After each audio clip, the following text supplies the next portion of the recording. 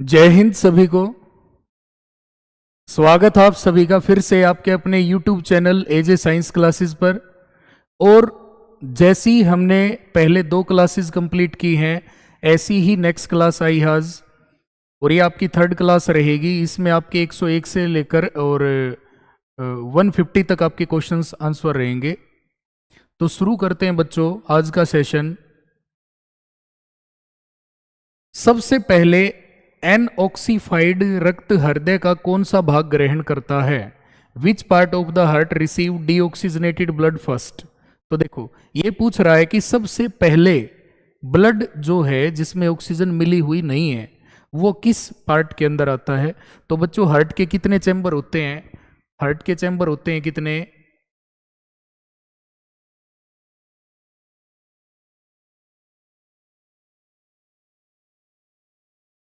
4। तो देखिए, जनरली मैं बना के दिखा रहा हूं यहाँ पे। ये हार्ट है हमारा, मान के चलो। तो यहां से सबसे पहले इसके अंदर क्या आता है बच्चों? ब्लड आता है। ठीक है, वेना केवल एक आती है, और ये है राइट ओरिकल। Right Oracle. और ये है राइट वेंट्रिकल। मतलब कि ये दायां अलिंद है। दायां अलिंद।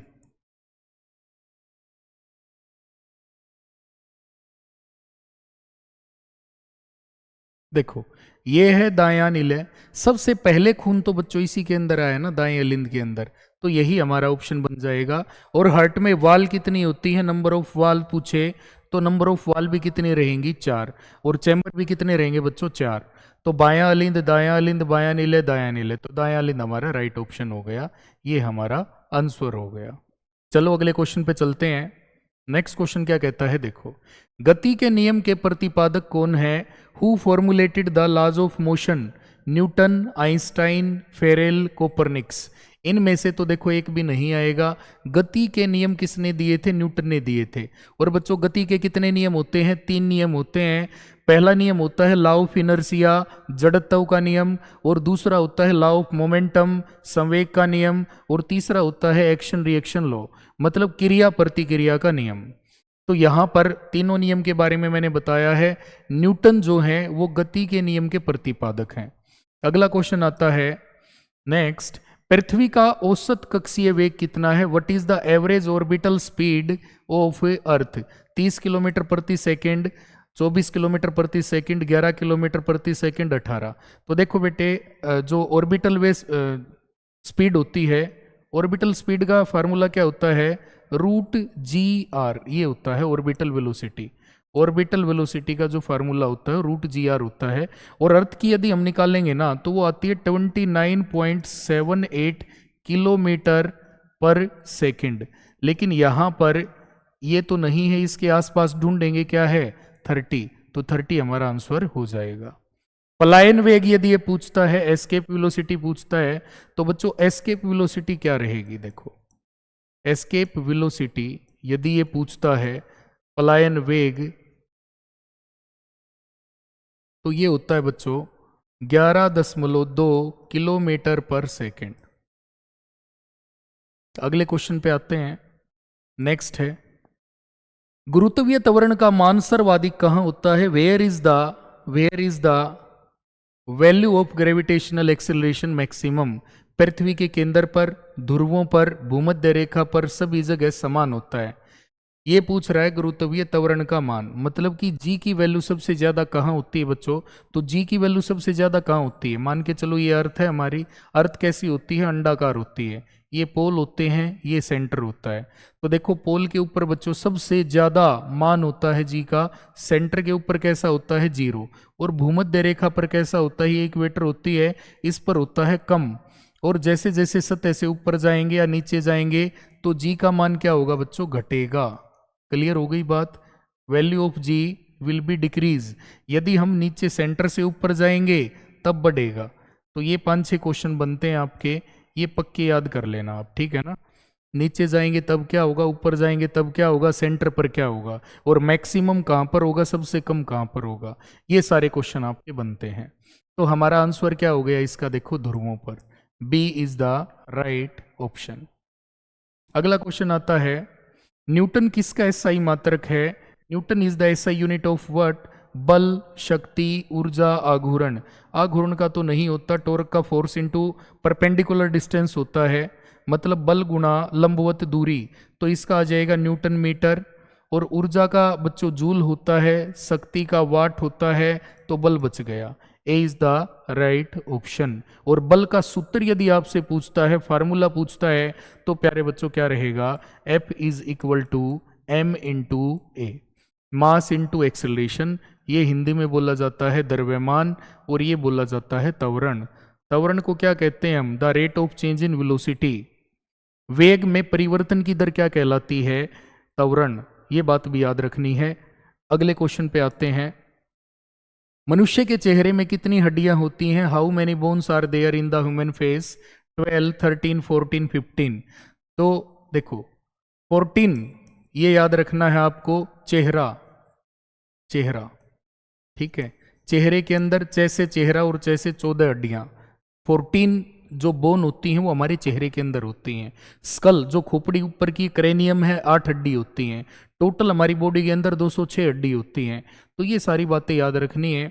और इनके जो नाम है, स्केलेटन सिस्टम एक बार आपको पढ़ के जाना है पेपर से पहले। उसके अंदर सारी हड्डियों का जिक्र है, कौन सी हड्डी कहाँ पर होती है, नरम हड्डी कौन सी है, सबसे मजबूत या सबसे बड़ी हड्डी पूछे तो बच्चों रहेगी फीमर। कौन सी रहेगी? फीमर। सबसे नरम या ब्यूटी बोन पूछे तो क्लेविकल, ये होती है, यहाँ पर हड्डी होती है, कोलर बोन बोलते हैं इसको। और फीमर जो होती है सबसे लंबी भी होती है, सबसे मजबूत भी होती है। क्लियर हो गई बात? चलो नेक्स्ट आता है, पौधों में जल का परिवहन किसके माध्यम से होता है? Water is transported in plants through which of the following? रंध्र नहीं, रंध्र स्टोमेटा तो बच्चों पत्तों के अंदर होते हैं, पत्तों में, ठीक है ना। जो पत्ते होते हैं लीफ, उसके लोअर सरफेस पे होते हैं, और यही गैसियस एक्सचेंज करते हैं। जो बालों की, जो जड़ की रूट हेयर्स, जो जड़ होती है ना, उनके रूट, जो जड़ होती हैं, जड़ रूट, उनके बाल होते हैं छोटे छोटे। जैसे ये जड़ है, जड़ के अंदर देखो छोटे छोटे हेयर्स होते हैं ऐसे, इनके द्वारा से पानी ऊपर चढ़ता है। पौधों में जल का परिवहन किसके माध्यम से होता है? फ्लोएम के माध्यम से, जाइलम। तो यहाँ पर देखो संवाहक उत्तक है, तो जो उत्तक होता है ना बच्चों, उसी के द्वारा होगा, जाइलम के द्वारा। हालांकि जो रूट एयर हैं ये भी मदद करते हैं। ये जड़ों के बाल लिखना था यहाँ पर, जड़ों के बाल, ठीक है। तो ये भी मदद करते हैं, लेकिन यहां पर परिवहन पूछा है, ट्रांसपोर्ट। तो ट्रांसपोर्ट कौन करेगा? Conducting tissue. तो कंडक्टिंग टिश्यू दो होते हैं, जाइलम जल का परिवहन करता है, और बच्चों जो फ्लोएम होता है ये भोजन का परिवहन करता है।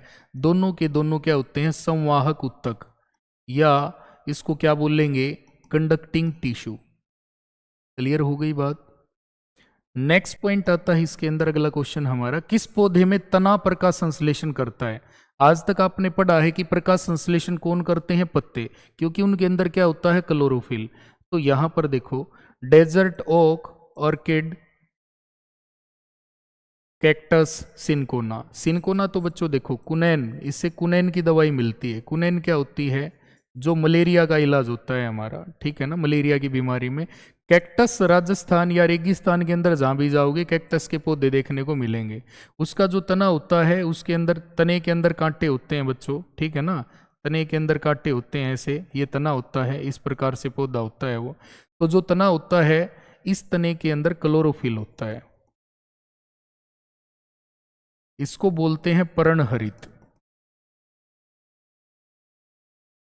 क्लियर हो गई बात? चलो ये हमारा आंसर हो गया।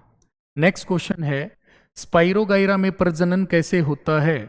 What is the mode of reproduction in spirogyra? विखंडन के द्वारा, मुकुलन के द्वारा, बीजाणु गठन के द्वारा, लैंगिक?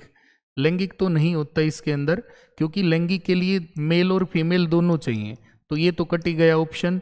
स्पोर फॉर्मेशन भी नहीं होता, क्योंकि ये किसके अंदर होता है? फंजाई वगैरह के अंदर, ठीक है ना, जो स्पोर बनते हैं छोटे छोटे। जो ब्रेड माउल्ड होता है, रोटी आपकी बासी हो जाती है या ब्रेड आपने छोड़ दिया ऐसे ही, तो उसके ऊपर हरे रंग की कुछ चीजें आ जाती हैं कुछ टाइम के बाद, तो वो होता है स्पोर फॉर्मेशन। मुकुलन बडिंग होता है बेटे हाइड्रा के अंदर। तो यहां पर हमारा ऑप्शन क्या बचा? विखंडन। क्योंकि स्पाइरोगाइरा जो होता है ना, ये होती है शैवाल। क्या होती है? शैवाल। या इसको इंग्लिश में क्या बोलेंगे, एल्गी, एल्गी बोलेंगे। क्लियर हो गई बात? चलो देखो ये चीजें क्लियर हो गई हैं हमारी। अगला क्वेश्चन आता है, कोशिका के किस अंग को कोशिकाओं की आत्मघाती थैली के रूप में जाना जाता है? Which cell organelle is known as the suicidal bag of the cell? Ribosome, Golgi काय, लाइसोसोम, उपकेंद्र या सेंट्रोसोम? इसको तारक काय भी बोलते हैं, तारक काय, ये भी इसी का नाम है, तारक काय। तो देखो लाइसोसोम क्या आएगा बच्चों, लाइसोसोम। राइबोसोम आ जाए तो आपका आंसर रहेगा प्रोटीन फैक्ट्री। याद रखना ये बात, इंपॉर्टेंट क्वेश्चन है ये भी। और गोल्जी का आ जाए तो ये कोशिका की यातायात पुलिस होती है, यातायात पुलिस। और लाइसोसोम होती है बच्चों आत्मघाती थैली।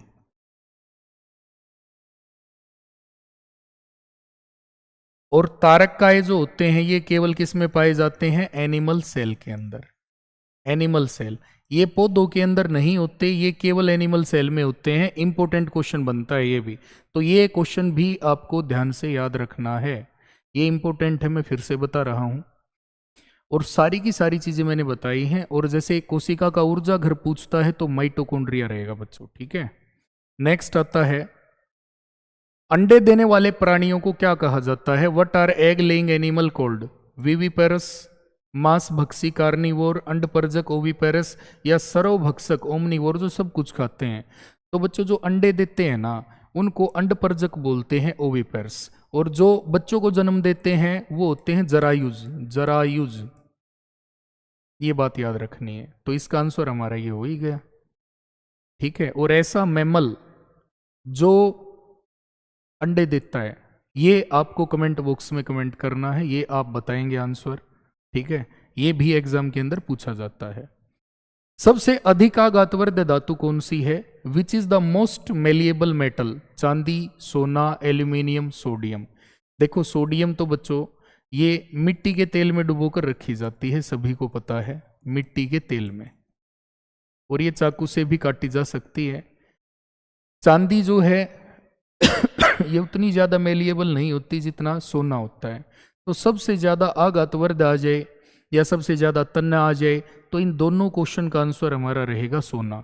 1 ग्राम सोने को यदि आप खींचोगे तो लगभग 2 किलोमीटर लंबी आप तार बना सकते हो। और खींचने के गुण को बोलते हैं तन्यता या डक्टिलिटी। और पीट कर चद्दर के रूप में बदलने को बोलते हैं क्या? आघातवर्धता या मेलिएबिलिटी। तो सबसे ज्यादा मेलिएबल कौन होता है? सोना। ये बात याद रखनी है। नेक्स्ट क्वेश्चन है, विटामिन B12 में कौन सी धातु उपस्थित होती है? Which metal is present in vitamin B12? ये 7 नहीं आएगा, यहां पर मिस प्रिंट हुआ है।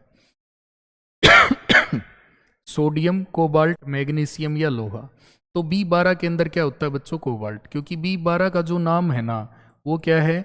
साइनो कोबालामीन। अब देखो इसी के अंदर कोबाला, कोबाला मतलब कोबाल्ट, कोबाल्ट होती है, ये बात याद रखेंगे। तो ये हमारा आंसर हो गया। क्लियर है बात? नेक्स्ट क्वेश्चन आता है, निम्न में से कौन सी है धातु चमकदार है? Which of the following non metal is lustrous? Fluorine, chlorine, bromine, iodine. Iodine आएगा इसका, क्या आएगा? आयोडीन। आयोडीन एकमात्र ऐसी है धातु है जो चमकीली होती है। और आयोडीन की कमी से होने वाली बीमारी क्या रहेगी? घेंगा, गोइटर, गले के अंदर होती है ये।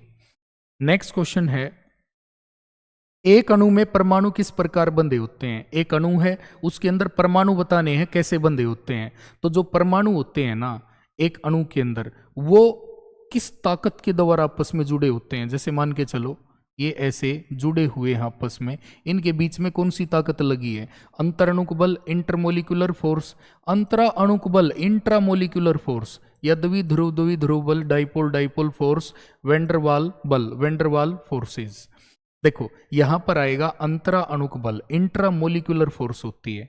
इंट्रामोलिकुलर के अंदर ये एक अणु दूसरे अणु को आपस में खींच रहा है, इसी बल को बोलते हैं इंट्रामोलिकुलर फोर्स। क्लियर हो गई बात? चलो नेक्स्ट क्वेश्चन पे। विद्युत परिपथ में विद्युत फ्यूज का उपयोग करने का उद्देश्य क्या है? What is the purpose of using an electric fuse in a circuit? विद्युत ऊर्जा को प्रकाश ऊर्जा में परिवर्तित करने के लिए। Convert electric energy into light energy. परिपथ में विद्युत ऊर्जा की खपत को कम करने के लिए। Reduce electrical energy consumption in the circuit. विद्युत परिपथ को बंद करने या खोलने के लिए। To open close the electric circuit.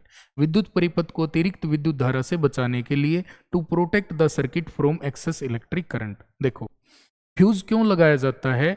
Fuse के गुण क्या होते हैं? High resistivity and low melting point. उच्च प्रतिरोधकता होनी चाहिए और निम्न गलनांक, ताकि जल्दी पिघल जाए जो तार होता है सर्किट के अंदर। यदि ये नहीं पिघला तो घर के अंदर जो भी एप्लियंस हैं, जो विद्युत उपकरण हमने लगा रखे हैं, वो जल सकते हैं। तो यहाँ पर देखो, विद्युत परिपथ को बंद करने या खोलने का काम करता है स्विच या की, कुंजी बोलते हैं। परिपथ में विद्युत ऊर्जा की खपत को कम करना, ये फ्यूज का काम नहीं होता। विद्युत ऊर्जा को प्रकाश ऊर्जा में परिवर्तित करना, ये भी इसका काम नहीं होता। तो ये बच गया विद्युत परिपथ को अतिरिक्त विद्युत धारा से बचाने के लिए। यदि ज़्यादा करंट फ्लो करता है तो सर्किट ब्रेक डाउन हो जाएगा। और फ्यूज वायर किससे बनाया जाता है?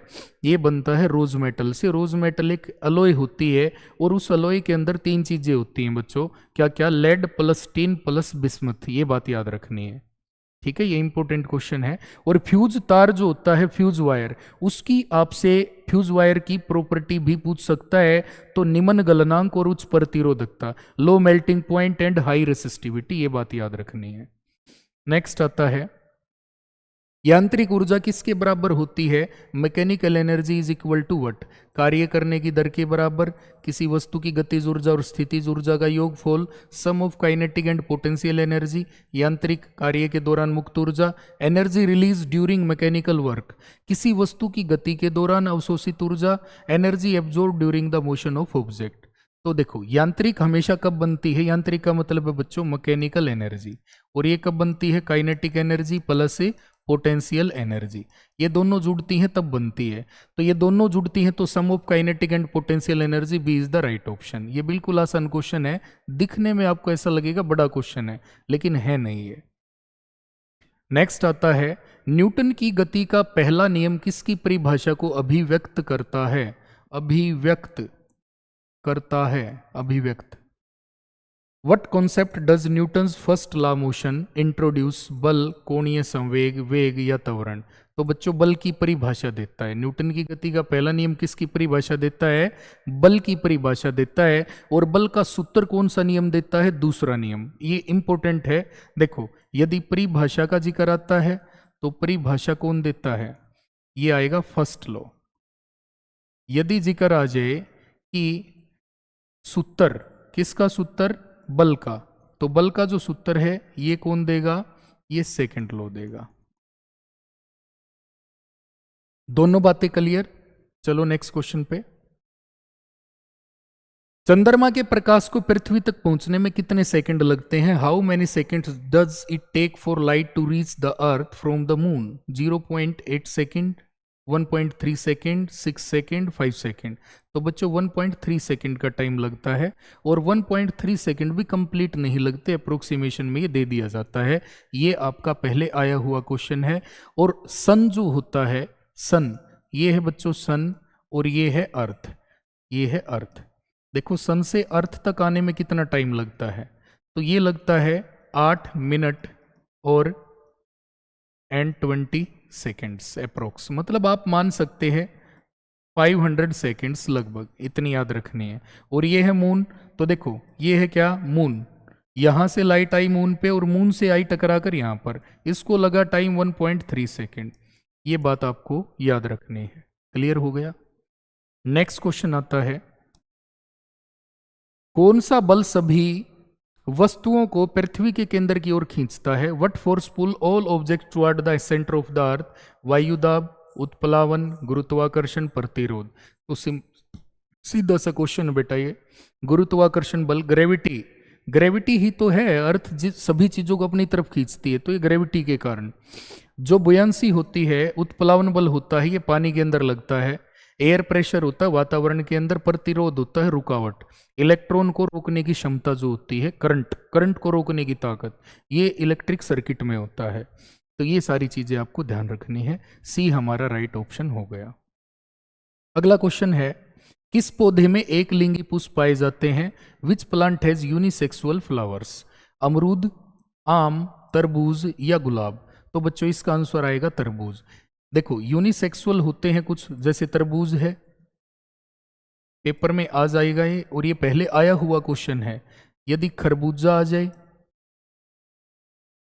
ठीक है, खीरा आ जाए, एटसेट्रा, तो इन तीनों में से सबसे ज्यादा यही पूछा जाता है। ये एक लिंगी होता है, मतलब इसके अंदर यूनिसेक्सुअल है, ये इसके अंदर बाइसेक्सुअल नहीं है, मेल फीमेल अलग अलग पार्ट इसके अंदर नहीं होते हैं, ये बात याद रखनी है।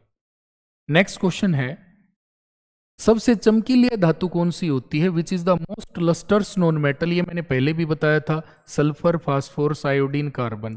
तो बच्चों आयोडीन रहेगी, क्या रहेगी? आयोडीन। नेक्स्ट क्वेश्चन है, फेफड़ों में उपस्थित गुब्बारे जैसी संरचनाएं क्या कहलाती हैं? Balloon like structure present in lungs known as रक्त कोशिकाएं, श्लेष्म झिल्ली, कूपिकाएं, पेशियां। तो बच्चों कूपिकाएं एल्वियोली होती हैं, क्या होती हैं? एल्वियोली। एल्वियोली का जो आकार होता है वो बलून लाइक होता है, बलून लाइक, ये गुब्बारे जैसी होती हैं और ये मिलियंस में होती हैं, ठीक है।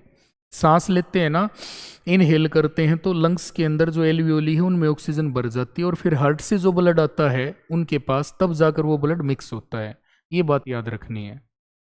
नेक्स्ट आता है, यांत्रिक ऊर्जा स्थितिज ऊर्जा और ब्लैंक ऊर्जा का योग है। Mechanical energy is the sum of potential energy and. देखो यांत्रिक ऊर्जा भी बताया भी था मैंने, मैकेनिकल एनर्जी जो होती है बच्चों, kinetic energy plus potential energy, मतलब गतिज ऊर्जा और स्थितिज ऊर्जा का योग है। तो इसने पूछा स्थितिज ऊर्जा और, तो क्या आ जाएगा? गतिज ऊर्जा। ये आ गया हमारा आंसर, बात खत्म। बिल्कुल आसान है, ये पहले भी मैंने रिपीट किया है क्वेश्चन। देखो अगला है, निम्न में से कौन सा कोशिकांग केवल पशु कोशिका में पाया जाता है? Which of the following organelle is found only in animal cell? Plastid नहीं, ये केवल प्लांट सेल में होते हैं, ये भी पूछा जाता है। तो ये प्लांट सेल्स के अंदर पाए जाते हैं बस, माइटोकॉन्ड्रिया सब में होती है कोशिका झिल्ली। तारक, तारक काय एक ये होता है बच्चों, ये किसके अंदर पाया जाता है? एनिमल सेल में, यही पूछा गया है। तो ये हमारा आंसर हो गया, D is the right option. Clear हो गई बात। नेक्स्ट क्वेश्चन आता है, ठोस धातुओं में पृष्ठ चमकीला किस कारण होता है? What causes the shiny surface of solid metals? परमाणु घनत्व के कारण, इलेक्ट्रॉनों का मुक्त प्रवाह, उच्च गलनांक या तापीय चालकता। मतलब थर्मल कंडक्टिविटी है, हाई मेल्टिंग पॉइंट है, फ्री मूवमेंट है ऑफ इलेक्ट्रॉन और एटॉमिक डेंसिटी। तो बच्चों राइट ऑप्शन क्या है? इलेक्ट्रॉनों का मुक्त प्रवाह, मतलब कि इलेक्ट्रॉन जो होते हैं वो फ्रीली मूव करते हैं, तब जाकर लस्टर्स बनती है, कोई चमकीली धातु बनती है कोई। नेक्स्ट होता है, ध्वनि का प्रभाव कानों में कितने समय तक रहता है? How does the effect of sound last in the years? 1 to 2 second, 5 to 10 second, 0.1 to 0.2 second, 10 to 15 second. ये भी गलत हो गया, ये भी और ये भी। तो देखो 0.1 का मतलब क्या होता है? 1/10 सेकेंड। तो इसने देखो ये ऑप्शन में था, इसके आसपास ऑप्शन कौन सा बनता है हमारा? 1/10 को क्या लिख सकते हैं? 0.1 भी तो लिख सकते हैं, बात तो वही है ना बच्चों। तो सी इज द राइट ऑप्शन, ये हमारा राइट ऑप्शन हो गया। कान के अंदर परसिस्टेंस ऑफ ह्यूमन ईयर, कान के अंदर जो ध्वनि है, जैसे मैंने बोला हेलो, तो ये हेलो कान के अंदर कितनी देर के लिए रुकेगा? तो ये 0.1 सेकंड के लिए रुकेगा। और आई के अंदर, यदि आंखों के अंदर रेटिना पर ये पूछ ले परसिस्टेंस ऑफ ह्यूमन आई कि मानव नेत्र के अंदर प्रतिबिंब कितनी देर के लिए बनता है, तो वहां पर 1/16 सेकंड के लिए बनता है। ये भी इंपॉर्टेंट है और आपको याद रखना है। क्लियर हो गई बात। नेक्स्ट क्वेश्चन है, किस हार्मोन का प्रभाव वसा और कार्बोहाइड्रेट दोनों पर होता है? Which hormone affects both fat and carbohydrate? Insulin, वृद्धि हार्मोन, ग्लूकेगोन, एड्रिनलिन। तो देखो ये पूछ रहा है वसा और कार्बोहाइड्रेट दोनों के ऊपर, तो बच्चों आंसर आ जाएगा इंसुलिन। दोनों का जिक्र है तो इंसुलिन आएगा हमारा। वृद्धि हार्मोन क्या होता है? जीएच। जीएच के अंदर तो बच्चों कम हो जाए या ज्यादा हो जाए, तो देखो कम हो जाएगा तो बोनापन आ जाएगा, ज्यादा हो जाएगा तो एक्रोमेगली हो जाएगी। और एड्रिनलिन को 3F हार्मोन बोलते हैं या इमरजेंसी हार्मोन, ठीक है। आपातकालीन हार्मोन भी इसको बोला जाता है। अगला क्वेश्चन है खाने को पचाने में कौन सा अम्ल मदद करता है? विच acid helps in digesting food? Nitric अम्ल, सल्फ्यूरिक अम्ल, हाइड्रोक्लोरिक अम्ल, एसिटिक अम्ल। तो बच्चों यहाँ पर क्या आ जाएगा? हाइड्रोक्लोरिक अम्ल। सभी को पता है ये कहाँ होता है? पेट में। और जो एसिटिक अम्ल होता है ये सिरके के अंदर होता है, सिरके में, विनेगर के अंदर। और सल्फ्यूरिक अम्ल को क्या बोला जाता है? अम्लों का राजा। ठीक है। नाइट्रिक अम्ल विस्फोटक के अंदर और सोने चांदी के शुद्धिकरण में। विस्फोटक और सोना चांदी, ठीक है ना, सोना चांदी, इसका क्या करना पड़े? प्योरिफिकेशन। तो हमारा आंसर क्या बनेगा? नाइट्रिक अम्ल। नाइट्रिक अम्ल क्या होता है बच्चों? HNO3। ठीक है। सल्फ्यूरिक अम्ल क्या होता है? H2SO4। और ये HCl है। एसिटिक एसिड क्या होता है? इसको इथानोइक एसिड भी कहते हैं, CH3COOH, ये इसका फार्मूला होता है। ये बात याद रखनी है। क्लियर है? चलो नेक्स्ट क्वेश्चन। पदार्थ के अणुओं को जोड़ने वाला बल क्या कहलाता है? What the force called that binds the molecule of a substance? अणुबल, मोलिकुलर फोर्स, यांत्रिक बल, मैकेनिकल फोर्स, गुरुत्वाकर्षण बल, ग्रेविटेशनल फोर्स, अंतराण्विक बल, इंटरमोलिकुलर फोर्स। तो देखो अंतराण्विक, इंट्रामोलिकुलर, इंट्रामोलिकुलर फोर्स होती है जो पदार्थ के अणुओं को जोड़ने वाला बल है। ठीक है, जो पदार्थ के अणु हैं वैसे जुड़े रहते हैं। अणु के अंदर परमाणु, सॉरी इसको साफ कर लो आप, परमाणु, अणु के अंदर परमाणु जुड़े हुए हैं वो इंट्रा के कारण जुड़े हुए हैं। और ये यदि पदार्थ के अणुओं को जोड़ने का जिक्र करता है तो अंतराण्विक बल के द्वारा। D is the right option. ये हो जाएगा हमारा। नेक्स्ट है, यदि किसी यंत्र का प्रतिरोध 2 ओम है जिसमें 3 एम्पियर की विद्युत धारा बहती है तो विभवांतर कितना होगा? If a device has a resistance of 2 ohm and A current of 3 ampere flow through, in what will be the potential difference? 4 volt, 5 volt, 6 volt, 7 volt. तो बच्चों इतने बार ये क्वेश्चन मैंने बताया आपको, फिर से आज रिपीट कर रहा हूँ।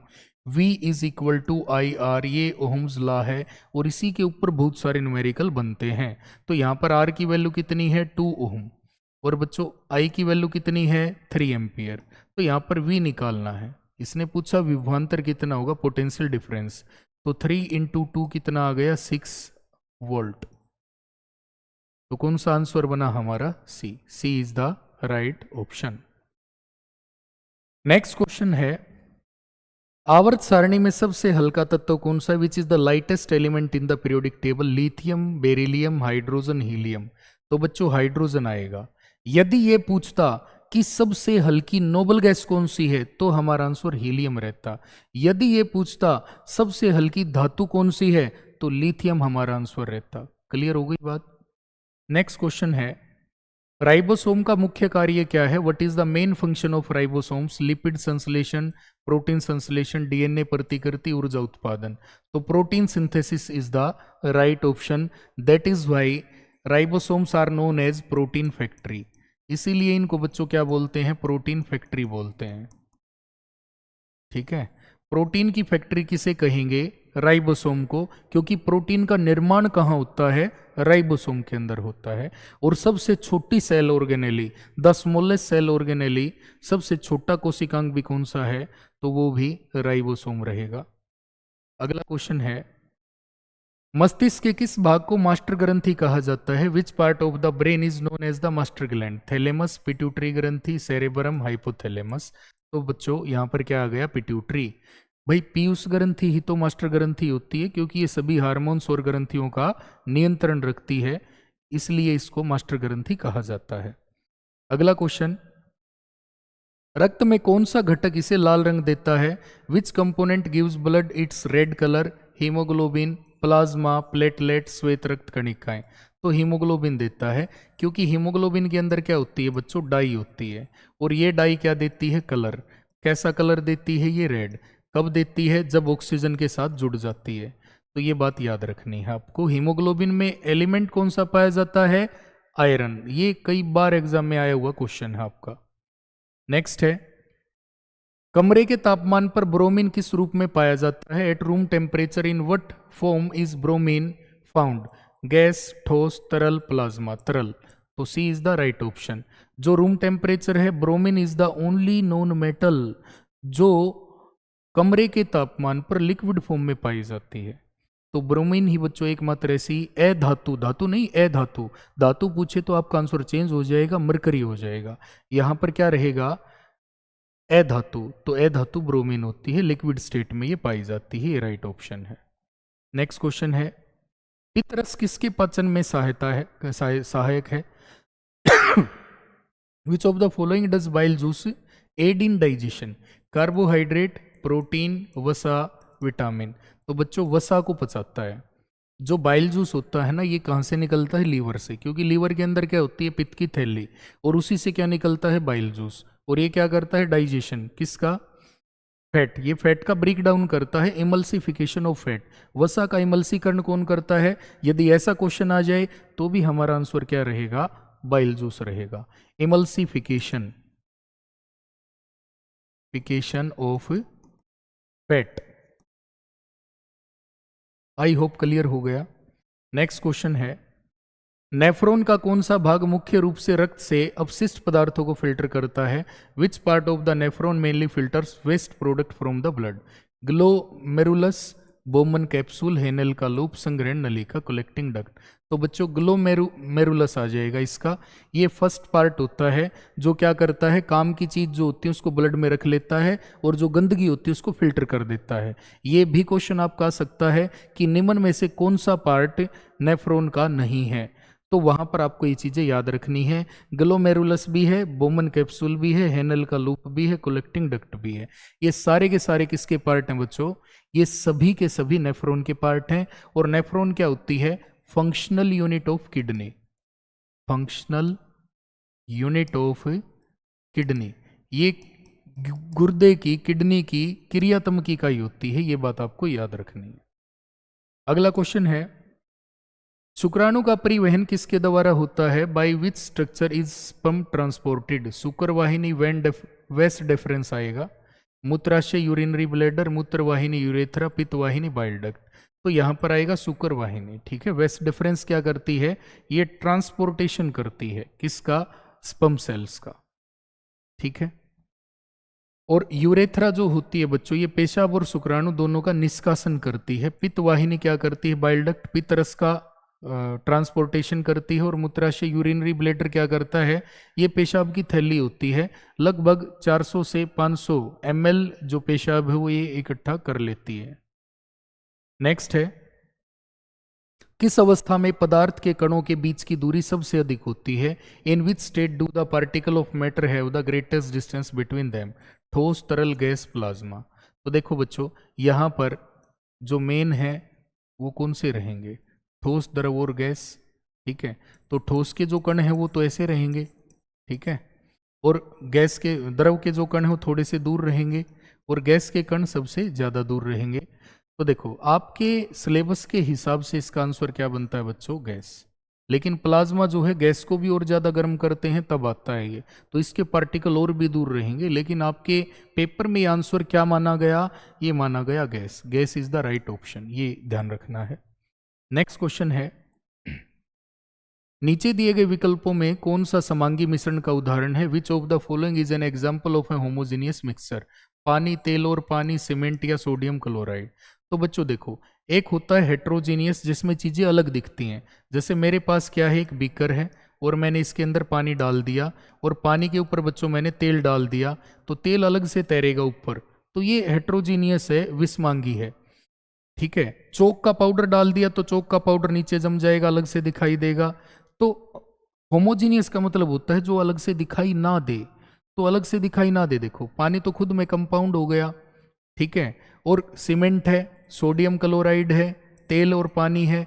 तो इसमें पूछा इसने समांगी मिश्रण का उदाहरण क्या है, तो बच्चों इसमें क्या रहेगा? सीमेंट। सीमेंट के अंदर आप अलग अलग चीजें नहीं बता सकते, चूना कौन सा है, एल्यूमिनियम कौन सा है, और इसके अंदर आयरन कौन सा है, ठीक है, सिलिकॉन कौन सा है, मतलब जो चीजें मिली हुई हैं वो। क्लियर हो गई बात। नेक्स्ट आता है, यदि किसी वस्तु पर बल लगाने पर वस्तु में विस्थापन न हो तो कार्य कितना होगा। If a force is applied to an object but no displacement occurs what will be the work done. देखो W क्या होता है बच्चों, F इंटू एस। तो यदि डिस्प्लेसमेंट जीरो हुआ तो सारा खेल जीरो हो गया या नहीं, बताओ, खुद ही बताओ, ये फार्मूला बेस्ड है। तो क्या रहेगा, शून्य। तो वर्क डन कितना रहेगा बच्चों, शून्य, जीरो हो जाएगा सारा का सारा वर्क डन। अगला क्वेश्चन आता है, विद्युत शक्ति का सूत्र क्या है, what is the formula for electric power. P is equal to V upon I, नहीं, P is equal to V into I, P is equal to I R, P is equal to V upon R. तो ये भी नहीं है, ये भी नहीं है, ना ये है, ये बच गया। और P का W अपॉन टी भी होता है वर्क अपॉन टाइम। और अलग भी इक्वेशन होती है इनकी पावर की, कैसे, देखो, P is equal to V into I है और हमें ओहम्स लॉ का पता है V बराबर है आई आर। तो हमारा आंसर यहाँ पर और क्या हो सकता है, V की जगह पे आई आर करूंगा तो आई स्क्वेयर आर भी आ जाएगा, ये भी ठीक है। और P is equal to V into I की जगह पे क्या करूंगा, V अपॉन में आर। तो बच्चों P बराबर है वी स्क्वेयर अपॉन आर, ये भी आ जाएगा, ये भी ठीक माना जाएगा, ये भी ठीक है, ये भी ठीक है। तो इनमें से तो चारों में से एक ही तो है ये P इंटू आई, तो ये ठीक है हमारा। क्लियर हो गई बात, ये सारे ठीक हैं लेकिन इनमें है नहीं। क्लियर है, चलो। 1 किलोवाट में कितने वाट होते हैं, देखो कितना आसान क्वेश्चन है। How many watts are there in 1 kilowatt, 10 watt, 100, 1000। ये तो बच्चों सी ऑप्शन है, 1000 वाट। 1 किलो हर्ट्ज में कितने हर्ट्ज होते हैं, 1000 हर्ट्ज। तो इस टाइप के आसान से क्वेश्चन आते हैं आपके, कई तो बहुत ज्यादा आसान है। कवक तथा जीवाणु निम्न में से क्या है, पौधे हैं, नहीं, पौधे तो नहीं है। पशु, पशु भी नहीं है। सूक्ष्म जीव या शैवाल, शैवाल भी नहीं है। शैवाल, कवक, कवक क्या होती है बेटे, फंजाई, फंजाई एंड बैक्टीरिया, तो ये सूक्ष्म जीव आ जाएगा। माइक्रो ऑर्गेनिज्म होते हैं, छोटे छोटे होते हैं, हमें दिखते नहीं है। अगला क्वेश्चन है, बीज बनने से पहले उसकी अवस्था क्या होती है, what is the state of a seed before it forms. Germ नहीं, फूल, फ्लावर, फल, ये तो बाद में बनेंगे ना। पहले क्या होता है, भ्रूण, ठीक है, एम्ब्रियो होता है, उसके बाद बीज बनता है। अगला क्वेश्चन है, साइकिल चलाते समय मस्तिष्क का कौन सा भाग कार्य करता है, which part of the brain is active while riding A bicycle. मस्तिष्क का अगला हिस्सा फ्रंटल लोब, मस्तिष्क का पीछे का हिस्सा ओसिपिटल लोब, मस्तिष्क का छोटा हिस्सा सेरेबेलुम, मस्तिष्क का आंतरिक हिस्सा मेडुला ओब्लोंगेटा। तो बच्चों देखो, सेरेबेलुम जो होता है ये बॉडी का बैलेंस मेंटेन करता है और इनवॉलेंट्री एक्शंस मेडुला करता है, वॉलेंट्री एक्शन को कंट्रोल कौन करता है, सेरेबेलुम। तो इसका सही आंसर क्या रहेगा, सेरेबेलुम। डांस करना है, दौड़ करनी है, नीचे झुककर कोई चीज उठानी है, इन सब में दिमाग का कौन सा हिस्सा काम करता है, सेरेबेलुम। अपने आप जो चीजें होती हैं जैसे उपापचय क्रियाएं हैं, मेटाबॉलिक प्रोसेसेस हैं, हार्ट बीट चलती है, ब्लिंकिंग ऑफ आइज होती है, तो ये सारी चीजें कंट्रोल कौन करता है, ये करता है मेडुला ओब्लोंगेटा।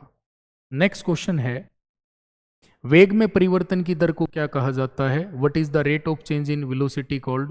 त्वरण, एक्सेलरेशन, संवेग, बल, द्रव्यमान। तो इसका आंसर आएगा त्वरण, क्योंकि वेग में परिवर्तन की दर, वेलोसिटी कभी कम है कभी ज़्यादा है, मैंने बताया भी और ये मोस्ट इंपॉर्टेंट भी है। यहाँ से आपके न्यूमेरिकल भी आए हुए हैं एग्जाम के अंदर, पहली क्लास में भी मैंने आपको बताया था। तो एक्सेलरेशन होता है बच्चों v minus you upon T, final velocity minus initial velocity upon time taken, मतलब अंतिम वेग घटा प्रारंभिक वेग अपॉन में समय, ये आ जाएगा आपका। नेक्स्ट आता है, साइकिल का आविष्कार किसने किया था, who invented the bicycle. Leonardo da Vinci, right बंधु, कार्ल ड्रेस, विलियम मर्सर। तो बच्चों कार्ल ड्रेस आएगा। जो ड्रेस थे ना, ड्रेस ऐसे याद रख लेना, ड्रेस पहन के कहाँ जाते हैं बच्चे, साइकिल पे जाते हैं स्कूल के अंदर, ये पहले आया हुआ है, ये ऑप्शन में नहीं आएगा। तो पेडल वाली साइकिल यदि आ जाए तो क्या आंसर बन जाएगा, मैकमिलन, मैकमिलन, ठीक है, मैकमिलन। मैं मैक से मिलने जाऊंगा किस पे, साइकिल पे, या ड्रेस पहन के मैं कहाँ जाऊंगा, साइकिल पे, स्कूल में, ठीक है। छोटे बच्चे देखे होंगे जो बहुत ज़्यादा छोटे नहीं, जो मिड एज में होते हैं, तो वो बच्चे ज़्यादातर साइकिल पे जाते हैं स्कूल के अंदर ड्रेस पहन के, ऐसे याद रख लेंगे। लास्ट क्वेश्चन है बच्चों आज के सेशन का, विटामिन डी का रासायनिक नाम क्या है, what is the chemical name of vitamin D, calciferol, riboflavin, thymine, pantothenic acid. तो बच्चों देखो पेंटाथेनिक एसिड इसका नहीं आएगा, ठीक है, थाइमिन, क्योंकि ये विटामिन B5 का नाम होता है, किसका होता है, B5 का नाम, ठीक है। थाइमिन किसका होता है, विटामिन बी का या B1 का। राइबोफ्लेविन किसका होता है बच्चों, विटामिन B1 का, राइबोफ्लेविन नाम हो, सॉरी B2 का। और कैल्सीफेरोल किसका होता है, कैल्सीफेरोल होता है बच्चों विटामिन डी का रासायनिक नाम होता है। और ये हमारी जो हड्डी होती है उनके लिए बहुत अच्छा होता है। विटामिन डी होता है हमारी बॉडी के अंदर, ये उसका संश्लेषण कौन करता है, सूर्य का प्रकाश। तो आज का ये सेशन था हमारा, और नेक्स्ट क्लास आपकी 1 या 2 दिन के बाद ही हो जाएगी।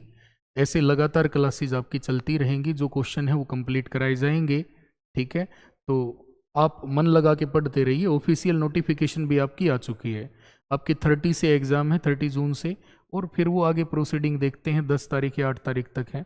तो जीडी और क्लर्क के जल्दी हो जाएंगे। फिर एनए की भी कुछ सीरीज हम डालेंगे इसके अंदर, कुछ प्रैक्टिस सेट, और आपके पेपर से पहले भी पीवाई क्यू डालेंगे। जब आप बाद में मैच करेंगे तो बहुत सारे क्वेश्चन आपको इन्हीं में से देखने को मिलेंगे, ठीक है। मिलते हैं एक नई क्लास के साथ। जय हिंद, जय भारत।